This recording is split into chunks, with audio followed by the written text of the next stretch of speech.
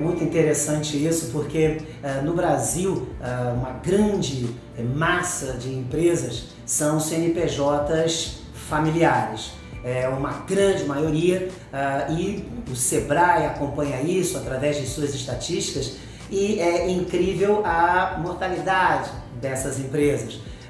Isso já vem sendo comprovado ao longo do tempo, quando você passa da primeira para a segunda, da segunda para a terceira. E aí vem a grande questão, se profissionalizar ou não se profissionalizar? Colocar uma gestão mais profissional ou não colocar uma gestão profissional? E é claro que isso vai nitidamente passar por formação. Essa gestão da mudança, ela vai trabalhar em algumas dimensões: processos, tecnologia, pessoas e infraestrutura. O caso primário é muito interessante porque eles vêm olhando a parte estratégica, trazem um trabalho de coaching para o seu conselho e logo depois começam a caminhar numa revisão de processos. É um caso muito interessante de sucesso, porque eles conseguem fazer esse caminho bem concatenado e com bastante paciência, porque há uma ansiedade por resultados enorme, principalmente porque eles pegaram ao longo desse tempo essa crise que nós estamos passando, que viemos passando ao longo desse tempo todo. É interessante observar que nessa passagem de bastão, quando nós trabalhamos a gestão da mudança, a gente sempre reforça para as empresas familiares terem muito cuidado com o que a gente chama de gestão do conhecimento. A gestão do conhecimento ela é fundamental em uma gestão da mudança. E a gestão do conhecimento está exatamente você dar foco em processos, você dá foco na maneira como se faz, porque é muito interessante que é o jeitão como as coisas são feitas, esse jeitão como as coisas acontecem, que logicamente é o jeito específico daquele segmento atuar. A isso nós podemos chamar de cultura organizacional. Então você tem gestão da mudança, gestão do conhecimento e principalmente para que ela não afete a cultura organizacional. Saber trabalhar bem através de muito desenvolvimento, muito treinamento e principalmente através, lógico, do coaching na liderança. Eu sempre costumo dizer que você tem um divisor de águas no mundo corporativo, que é o gestor.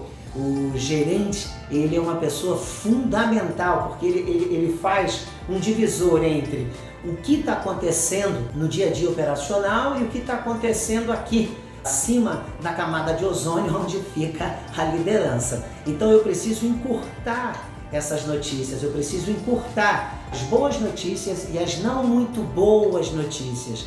Porque nesse momento de mudança, existe aquele ponto onde você tem que dar as notícias não muito boas. Você vai ter que, de repente, fazer determinados sacrifícios, você vai ter que cortar determinados privilégios, você vai ter que cortar determinados processos que não faziam sentido, e isso mexe na cultura organizacional, isso mexe no dia a dia. Por isso surge o que nós chamamos de gestão de conflitos.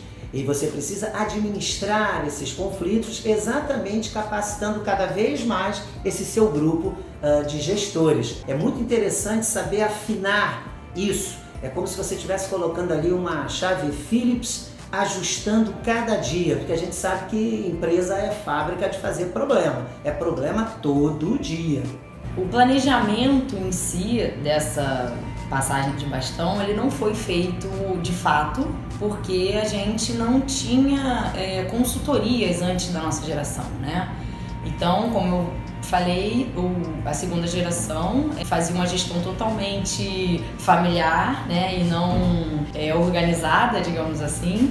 Foi muito deles, assim, deles acreditarem na gente, e acho que também muito por eles terem ficado felizes por a gente querer dar continuidade ao negócio, né?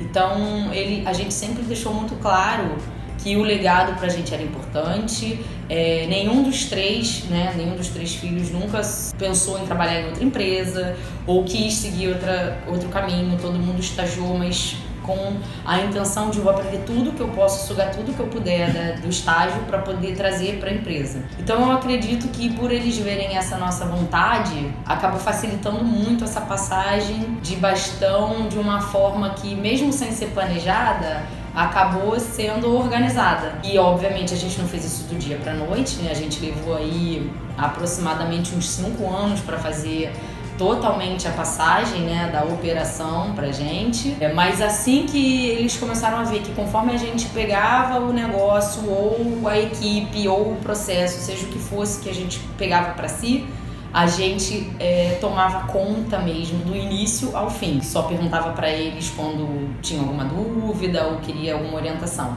Então, assim, tanto a postura deles quanto a nossa, acho que facilitou muito esse processo ser efetivo e calmo, sem nenhum problema.